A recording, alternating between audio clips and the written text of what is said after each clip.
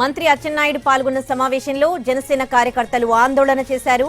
పవన్ కళ్యాణ్ పేరు ప్రస్తావించకుండా మాట్లాడారంటూ ఆగ్రహం వ్యక్తం చేశారు.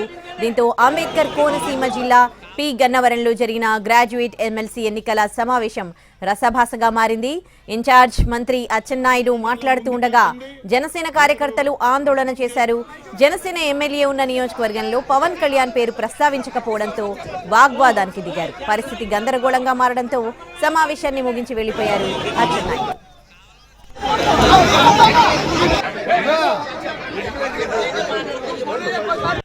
అన్ని విధాల ముందుకెళ్తుంది. మీరు అర్థం చేసుకోండి.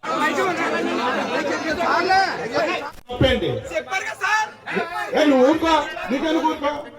వాళ్ళు చెప్పిన తప్పేం కాదు కదా, దానికి ప్రతి విషయాలు నేను చెప్తాను కదా.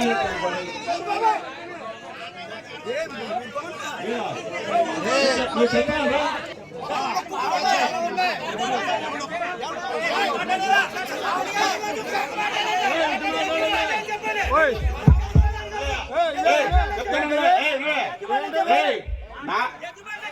వినమ్మా,